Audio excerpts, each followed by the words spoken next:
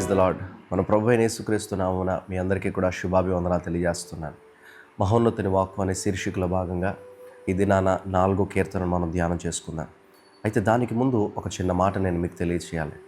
దేవుని పిల్లలుగా ఈ లోకంలో మనం సాగిపోతున్నప్పుడు, దేవుని ప్రజలముగా మనం ముందుకు వెళ్ళిపోతున్నప్పుడు కొన్నిసార్లు మనుషులు వేసే నిందలకు, మనుషులు చెప్పే అవమానకరమైన పరిస్థితులకి, మనుషులు మనం చేయని తప్పుగా మన మీద మాట్లాడే మాటలకి కొన్నిసార్లు బాధ కలుగుతూ ఉంటుంది. అయితే కొన్నిసార్లు ఆ నిందలు వేసిన వారి మీద కోపం కూడా వస్తూ ఉంటుంది. అయితే చాలామంది చేసే పని ఏంటంటే ఆ కోపంలోనే చాలామంది పగ తీర్చుకోవడానికి ట్రై చేసి, లేకపోతే వారి మీద తన కోపాన్ని చూపించడానికి ట్రై చేసి పాపం చేసేవారుగా ఉంటారు. దేవుని పిల్లలుగా నింద రాదు, అవమానం రాదని దేవుడు ఎక్కడా చెప్పలేదు. కానీ అలా నిందలు వచ్చినప్పుడు, అవమానాలు వచ్చినప్పుడు దేవుని మీద ఆధారపడి ఎలాగున నెమ్మదితో మనం బ్రతకాలో ఈ 4వ కీర్తన చాలా స్పష్టంగా మనకు నేర్పిస్తుంది. 3వ కీర్తనలో ప్రజలు ఎక్కువ మంది వ్యతిరేకులు వచ్చారని చెప్పేసి దావీదు కంగారు పడతా ఉంటే, 10,000 మంది నా మీదకి దండెత్తినట్లుగా సంఖ్యాబలం కోసం కంగారు పడతా ఉంటే అతడు ఆ పరిస్థితిలో నిరీక్షణ వెల్లడి చేస్తే 4వ కీర్తనకు వచ్చేసరికి తన మీదకు వస్తున్న అవమానాలు, తన మీద చుట్టూ ఉన్న ప్రజలు మాట్లాడుతున్న మాటలు, వీటన్నిటి కోసం ప్రస్తావిస్తూ తన బాధను వ్యక్తం చేస్తూ ఉన్నాడు. బహుశా కొద్దిమంది చెప్పే మాట 3వ కీర్తనకు కొనసాగింపుగానే ఇది కూడా ఉండొచ్చని, అబ్షాలోము తనను తరుముతూ ఉన్న పరిస్థితుల్లో ఈ కీర్తన కూడా రాసి ఉండొచ్చని మాట్లాడుతూ ఉంటారు. దీనిని సాయంకాల ప్రార్థనగా భక్తులు వివరించడం మనం గమనించగలుగుతాం, పండితులు చెప్పడం మనం చూడొచ్చు. అయితే ఈ కీర్తనలో ప్రాముఖ్యంగా దావీదు మాట్లాడుతున్న 3 విషయాల కోసం నేను మీకు తెలియచేయాలి.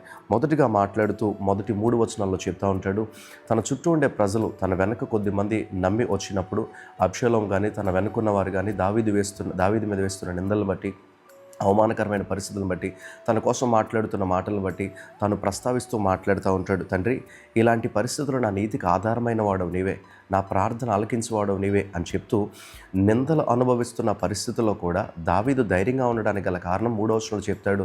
ఇలాంటి పరిస్థితుల్లో దేవుడు తన భక్తులను తనకు ఏర్పరచుకున్నాడు అనే మాట అంటాడు. ఒక మాట దేవుని పిల్లలుగా మనం గుర్తు తెచ్చుకోవడానికి, ధైర్యం తెచ్చుకోవడానికి దేవుడు మాట్లాడుతూ సెలవిస్తున్నాడు. ఏంటో తెలుసా?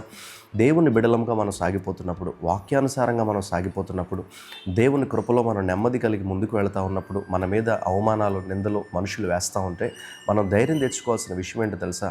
దేవుని ఏర్పాటులో నీవున్నావు, నేనున్నాను అనే మాటను మనం ఏమాత్రమో కూడా మర్చిపోకూడదు. దేవుని ఏర్పాటులో మనం ఉన్నామన్న విషయాన్ని మర్చిపోకూడదు. మొదటి 3 వచనాల్లో దావీదు అదే జ్ఞాపకం చేస్తాడు. యెహోవా తన భక్తులను తనకు ప్రత్యేకించుకున్నారు అనే ధైర్యము కలిగిన మాటను అతడు ప్రకటించడం చూడొచ్చు. అటు తర్వాత 4-5 వచనాల్లో చెప్తాడు, ఇలా నిందలు పడుతున్నప్పుడు సాధారణంగా మనుషులు చేసే పని కోపం రావడం. అయితే దావీదు మాట్లాడుతూ ఉంటాడు, మీరు దేవునికి భయపడుతున్న వారయ్యండి, మీ మీద నిందలు పడుతున్నప్పుడు, అవమానాలు పడుతున్నప్పుడు, లేకపోతే మనుషులు రకరకాలుగా మాట్లాడుతున్నప్పుడు మీరు భయం నొంది పాపం చేయొద్దు, మీరేమాత్రమో కూడా ఆ కోపంలో పాపం చేయొద్దని హెచ్చరిస్తూ తను మాట్లాడుతూ ఉంటాడు. మీరు నెమ్మది కలిగి మీ హృదయంలో దేవుని ధ్యానం చేసుకుంటూ ఉండండి, మీరు ఆయన్ని నమ్ముకుని ఉండండి, మీరు బలులు అర్పిస్తూ ఉండండి అనే మాటను జ్ఞాపకం చేస్తాడు. నెమ్మది కలిగి ఉండమని మనల్ని ప్రోత్సహిస్తూ ఉంటాడు. అలా నెమ్మది కలిగి ఉండగలిగినప్పుడు ప్రజలందరూ కూడా, లోకంలో ఉండే వాళ్ళందరూ కూడా వాళ్ళ అధికారాన్ని బట్టో, అబ్షాలోము కావచ్చు, అబ్షాలోము వెనుకున్న ప్రజలు కావచ్చు, వాళ్ళ దగ్గర ఉన్న డబ్బును బట్టో, అధికారాన్ని బట్టో, పరిస్థితులను బట్టో వాళ్ళు సంతోషిస్తూ అతిశయిస్తూ ఉన్న పరిస్థితిలో దావీదు ఒకంత అరణ్యంలోనే ఉన్నాడు. భయంకపితమైన పరిస్థితులు గుండా పారిపోతూనే ఉన్నాడు. కానీ ఏమంటాడు తెలుసా? కొందరు అధికారాన్ని బట్టి, ద్రాక్షరసాన్ని బట్టి, ధనధాన్యాదులను బట్టి, డబ్బును బట్టి అతిశయిస్తే నేను మాత్రం నా దేవుడిని బట్టి నేను సంతోషపడుతున్నాను, నేను మాత్రం నా దేవుడిని బట్టి ఆనందిస్తున్నాను అనే మాట జ్ఞాపకం చేస్తున్నాడు. దేవుని పిల్లలుగా మనం గుర్తుపెట్టుకోవాల్సిన ఒక మాట ఏంటో తెలుసా? ఇక్కడ జ్ఞాపకం చేస్తూ అంటాడు, దేవుని పిల్లలు డబ్బును బట్టి, పరిస్థితులను బట్టి సంతోషించేవారు కాదు. వాళ్ళకి అవి ఉన్నప్పటికీ కూడా వాళ్ళ నిజమైన ఆనందం వాళ్ళు కలిగిన రక్షణను బట్టి, వాళ్ళు కలిగిన దేవుడిని బట్టి మాత్రమే కలుగుతుంది. అయితే ఈ కీర్తన మనకు నేర్పించే విషయం ఏంటో తెలుసా? ఈ లోకంలో మనం చేసే ప్రతి పనికి కూడా మనకు ప్రశంసలు రావు. ఈ లోకంలో మనం చేసే ప్రతి మంచి పనికి కూడా ప్రతి ఒక్కరూ చేరి నిన్ను అభినందించరు. కొన్నిసార్లు వ్యతిరేకతలు వస్తాయి. నువ్వు చేసే పనిని బట్టి కూడా నిన్ను తృణీకరించేవారు, దాన్ని హేళన చేసేవారు, దాన్ని అవమానకరంగా మాట్లాడే వాళ్ళు ఉంటారు. అలాంటి పరిస్థితుల్లో ఈ కీర్తన మనకి నేర్పిస్తున్న మాట ఏంటో తెలుసా? నీ పని నువ్వు నమ్మకంగా చేసుకుంటూ వెళ్ళిపోతూ నువ్వు దేవుని మీద ఆధారపడినప్పుడు నిజమైన సంతోషాన్ని, ఆనందాన్ని ఇచ్చేవాడు దేవుడే. నువ్వు ఆయన ఆశ్రయించి వెళ్ళినప్పుడు నీ హృదయంలో నెమ్మదినిచ్చే పరిస్థితులన్నీ నీకు అనుకూలంగా మార్చగలిగిన వాడు ఆయనే. ఈ కీర్తన మనకి జ్ఞాపకం చేస్తున్న మాట అదే. ఏంటో తెలుసా?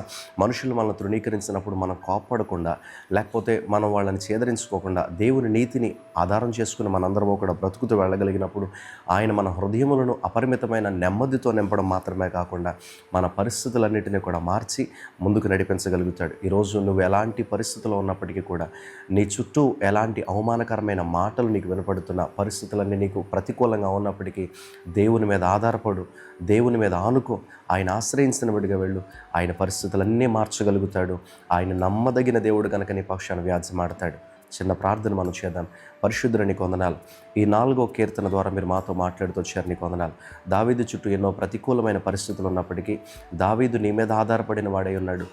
అతడు నీ మీద ఆధారపడిన విధానం అతని హృదయంలో గొప్ప నెమ్మదినిచ్చిందని నీ లేఖనాల్లో మేము చూడగలుగుతున్నాం. నెమ్మది కలిగి నేను పడుకుంటానని ధైర్యంతో మాట్లాడుతున్నాడు. అలాగున నీ మీద ఆధారపడినప్పుడు నువ్వు మాకు నెమ్మదినిస్తానన్నావు. ఈ మాటలు ఎంతమంది అయితే విన్నారో వారు ఎలాంటి ప్రతికూలమైన పరిస్థితులు ఉన్నాయి, ఎలాంటి కష్టాలు గుండా, ఇబ్బందులు గుండా, అవమానాలు గుండా, శోధనలు గుండా వెళుతున్న వాళ్ళ పరిస్థితులన్నీ కూడా నీ చిత్తానుసారంగా మీరు మలిచి మార్చి బిడ్డలందరినీ సంతోషింపజేసి నీ చిత్తము కొరకు, నీ రాకడ కొరకు మీరు సిద్ధపరిచి నాయన సంతోషభరితమైన జీవితాలను వారు కలిగిండి నేను మహింపపరచు కృపను అనుగ్రహించమని యేసు పరిశుద్ధ నామమున అడుగుచున్నాము పరమ తండ్రి. ఆమేన్.